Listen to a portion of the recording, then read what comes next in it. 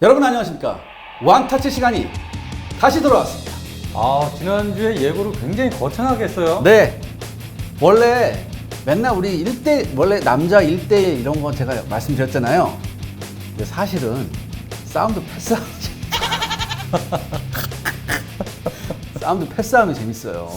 저희가 뭘 예고했었죠? 네, 그러니까 우리나라에서 그동안 보유했거나 개발했던 전차가 누구하고 붙느냐? 일본이 그동안 보유했거나 개발했던 전차, 그거하고만 붙는다. 요런 컨셉을 제가 한번 가져 나왔습니다. 근데 왜 또 일본일까요? 뭐 독일이나 러시아 뭐 이렇게 붙으면 안 됩니까? 근데 뭐 러시아, 독일 뭐 할 수 있어요. 할 수 있는데 네, 사실 좀 이게 사실 비등비등하지도 않지만 그래도 그럼 우리가 이게 있어. 항상 일본은 뭐냐면은 이게 있다. 우리가 바다 때문에 일본에 못 가잖아요. 우리 육상 병력도 마찬가지로 일본 애들도 못 오잖아.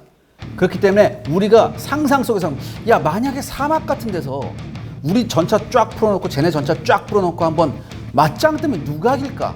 저 그런 생각 많이 했었거든요. 누가 이기는데요? 한번 들어보세요. 그렇다면은 네. 지난 10식 전차에 이어서 네네. 그럼 이번 시리즈가 이어지는 거죠? 맞습니다. 우리는 그동안 사실 미군한테 좀 전차를 1980년대까지는 공여를 받았어요. 그쵸? 하지만 그 이후에 이제 전차 개발을 하게 되고 지금은 세계 최고 수준의 전차를 독자 개발하고 있습니다. 그래서 좀 자부심을 가져도 되고, 일본 역시 미국의 도움을 받긴 했지만 일본 애들 무서운 애들이에요. 얘네는 처음부터 전차는 자기네들이 생산한다, 이런 목표가 있었어요. 그래서 그거를 하나하나씩 했단 말이에요. 그래서 어떻게 보면 전차의 자체 개발 경험은 우리보다 나을 수도 있습니다. 일본 애들. 자, 그럼 본격적으로 한번 들어가 볼까요? 좋습니다. 한국 전차 vs 일본 전차, 지금 시작합니다.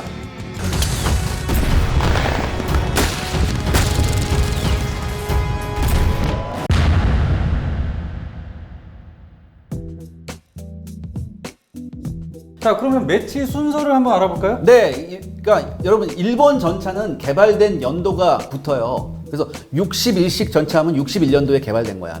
개발돼서 나온 거예요. 근데 일본은 전차 이제 4가지가 있는데 마지막 10식은 빼면은 61식, 74식, 90식 이렇게 있어요. 요거하고 좀 체급이 맞는 애를 붙여야 돼요. 그래서 61식은 우리가 보유했던 M47하고 붙이고, 74식은 우리가 보유했던 M48 A5K하고 붙이고, 그 다음에 90식은 우리나라의 K1A1하고 붙이는데, 근데 우리가 지금 중간에 우리가 또 전차 하나 끼어 있는 게 있잖아요. 네. 뭐가 있죠? K1. K1은 74식하고 90식하고 다 붙여올 거예요. 둘 다요? 네. 하긴 좀 뭐 74식하고 90식은 너무 올드한 애들 아닙니까? 근데 또 이게 있어요. 우리가 일본 전차에 대해서 모르시는 분이 사실 많으세요. 그러니까 이제 일본 전차를 먼저 소개해드린 다음에 요거에 맞는, 체급에 맞는 우리나라 전차하고 붙으면 이제 어떻게 될까? 요런 방식으로 한번 소개해드리겠습니다. 네, 첫 번째 타자는 일본의 61식 전차입니다. 그 스펙부터 한번 알아볼까요? 스펙부터 한번 말씀을 드리죠. 이제 무게는 일단 35톤이고요. 전체 길이가 8.2m, 무장은 90mm 주포입니다. 그 다음에 기관총이 12.7mm 하나, 7.62mm 하나가 있고, 최고 시속은 시속 45km, 승무원은 4명, 엔진 출력은 600마력 디젤 엔진입니다. 초창기 모델이라 그런지 확실히 예. 10식보다 한참 떨어지네요.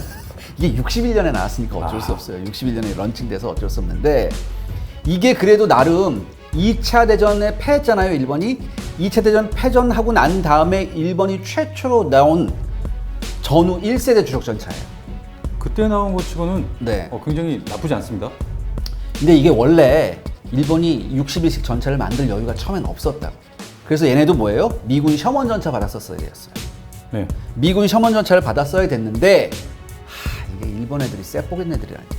1950년에 한국전쟁 터지잖아요. 그러니까. 이것 때문에 일본이 살아난 거예요. 이것 때문에. 왜? 한국에서 전쟁이 나기 때문에 거기에 있는 미군의 군수물자를 어디서 생산했어요? 일본에서 생산했어요. 가까이에서 제조할 수밖에 없으니까. 그렇죠. 가장 한국에 가까이 있는 동맹국이 일본이었기 때문에. 그래서 일본 경제가 살아난 거예요. 그때 유명한 말 있잖아. 일본 그때 일본 뭐 수상이 한국에서 전쟁이 났다고 하니까 뭐야 무릎을 탁 치면서 이제 일본은 살았다 그랬다고. 무려 3년간 이걸 하면서 일본이 확 커버려요. 그리고 그거 아세요? 불과 한국 전쟁이 끝난 지 10여 년 만에 일본이 올림픽을 해버린다. 그러니까 아무튼 이렇게 돼서 한국 전쟁 덕분에 일본 경제가 여유가 생겨요.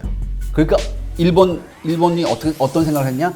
야, 이렇게 되면 우리가 전차를 우리 자체적으로 개발하자. 이런 쪽으로 방향을 튼 거죠. 그래서 그 결과로 나온 게 바로 이 61식 전차입니다. 그러니까 일단 외관만 한번 볼게요. 외관만 보면 당시에 세계 평균적인 외관은 갖고 있어요. 그다음에 주포가 90mm라고 했잖아요. 네. 이게 미제 M47이나 M48 전차에 쓰였던 거거든요. 그러니까 미제 M47이나 M48에 쓰였던 포를 좀 개량한 거예요. 그래서 같은 탄을 쓸 수 있어요. 그리고 또 하나 목표가 뭐였냐면은 당시 소련의 주력 전차였죠. 왜냐 이렇게 있었다고. 일본이 그러니까 냉전 시절 내내 일본의 가상 적국은 어디였냐면 러시아였어요. 소련. 소련이 대규모 상륙부대로 일본 북해도로 딱 오면 그거를 저지하는 게야. 이게 일본 육상자위대 임무가. 그래서 목표가 뭐였냐면 당시 소련제 주력 전차인 T-54나 T-55를 막을 수 있는, 즉 대적할 수 있는 전차를 만드는 거였어요. 그렇게 대적할 수 있는 게 나온 겁니까? 근데 문제가 좀 많았습니다. 이게 방어력이 부족했었어요. 왜냐하면 지난번 10식에서도 제가 한번 말씀드렸었죠. 일본 도로 사정이 안 좋잖아요. 아, 네. 도로 사정도 안 좋고 철도 사정도 안 좋아요. 그러니까 이게 당시에 일본 철도가 수송할 수 있는 한계가 뭐냐면 36톤이었대요. 그 당시에. 네, 그 당시에. 그래서 뭐냐? 36톤 이하로 전차를 만들어야 돼. 그러니까 36톤 이하로 만들어야 된다면 이건 한마디로 뭐냐면 2차 세계대전 수준의 전차를 만들어야 되는 거예요. 장갑 두께는. 그래서 장갑 두께가 얇아져요. 아, 그럼 방어력이 엄청나게 떨어졌을 텐데. 그래서 뭐 약간 일본이 스펙을 뻥튀기 했다는 얘기도 있는데 실질적으로 무슨 얘기가 있었냐면 2차 대전 때 소련군이 썼던 T-34-85 포탄에도 장갑이 뚫린다는 얘기가 있었어요. 그 다음에 여기 또 문제가 있어요. 이 61식 전차 차체 앞에를 한번 보세요. 사진 한번 보시면 지금 사진에 보시면 뭐지 이거? 무슨 볼트가 많이 박혀 있어요. 전차 앞에. 뭐 옷 찢어져가지고 헝겊대서 꿰맨 것 같은. 그러니까 사실 전차란 건 이 차체 앞에가 제일 적탄에 맞을 확률이 높잖아요. 네. 근데 여기를 볼트로 용접을 해버렸다고. 이게 왜 볼트 용접했냐? 정비를 쉽게 한다는 이유로 여기다가 나사 볼트 접합 방식으로 이 앞에 만든 거야. 그럼 강판이 확실히 얇을 수밖에 없을 것 같은데. 아까 이게 또 무슨 문제가 있냐면 설령 이게 만약에 저게 포탄을 맞아도 관통이 안 된다 하더라도 이게 뭐냐면 충격 때문에 이 앞 강판이 날아갈 수가 있어요. 볼트가 이제 뭐 부서지면서. 네. 예. 그다음에 아까 그 장갑판은 만약에 이게 맞잖아요. 네. 그럼 이 볼트가 안쪽에서 부러지면서 네. 부러진 볼트가 마치 총알처럼 차체내서 왔다 갔다 핑핑핑 할 수 있어요. 아, 튀어서 예, 그러면. 튀어서. 그럴 수도 있어요. 안에 승무원이 죽을 수도 있겠네요. 예, 이거 그러니까 왜 이렇게 했는지 모르겠어요. 아무리 정비를 이건 모르겠어요. 문제가 이거밖에 없었나요? 그러니까 이게 이제 600마력이기 때문에 당시 전차치고는 괜찮았어요. 이게 기동성이. 근데 지난번에 한번 말씀드렸죠. 10식 때. 이게 얘네가 협괴 사용한다고. 네네. 협괴 사용해야 되니까 이게 폭을 좁게 만들어야 된다고 얘가. 얘네는 진짜 철도가 가장 큰 문제였구나. 그러니까 이게 차체가 높아요. 그래서 무슨 일이 있었냐면 커브 틀 때나 험한 길에서 자주 자빠졌다고. 네, 진짜 자주 자빠졌다고 하더라고요. 폭은 좁고 네, 높이는 높고. 그다음에 이게 연료 탱크도 용량이 작아요. 얘가 네. 내부에 450리터, 외부에 200리터였는데 그래서 이게 항속거리가 200km밖에 안 됐어요. 200km. 네, 근데 이게 솔직히 제가 이따 말씀드리지만 네. M47에 비하면 이게 좀 양호한 수준이에요. 그래요? 항속거리가. 그래도 뭐 장점도 있지 않겠습니까? 그러니까 일단은 세계 평균적인 수준에는 어느 정도 접근하려고 했어요. 네. 그렇기 때문에 61식은 여러모로 좀 의미가 있어요. 물론 문제도 있었지만 일본의 전차 제조 기술에 초석을 다졌다. 이런 평가를 받아요. 그럴 수 있겠네요. 예. 근데 이게 61년에 나왔잖아요. 네. 근데 이게 70년대에는 이게 완전히 구식이 됐단 말이지. 근데 그거 알잖아. 네. 일본에서 자체 생산하는 무기는 몽땅 비싸요. 엄청 비싸요. 웬만한 나라에 한 두세 배 비싸거든. 근데 얘네는 왜 그렇게 항상 왜냐하면 이게 있어. 일본 돈이 많이 들지? 헌법이 있잖아. 네. 헌법이 있어서 얘네가 수출을 못한다고 수출을 잘 못하는데 일본 애들이 무서운 애들이야. 어떻게든 우리 자위대가 쓰는 무기는 우리 스스로 만들어야 된다. 이런 방침이 있었어요. 돈이 몇 배가 들더라도. 그래서 보통 국가가 전쟁을 할 수 있는 보통 국가가 될 때까지 기다려야 된다. 이런 생각이 있었다.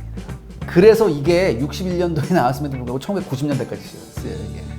아, 90년도까지 네, 전차 부족에 시달렸거든. 현역으로? 네, 현역으로. 와, 이거 대단하네. 예, 예. 자, 근데 네. 61식은 아주 재밌는 기록이라고 예, 그랬어요?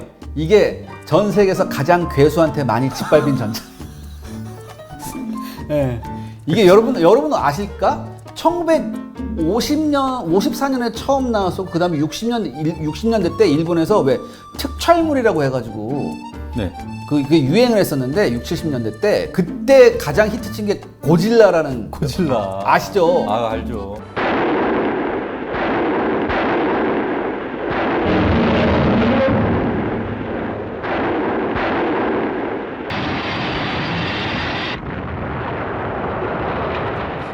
뭐 입에서 불 나가는 공룡. 예.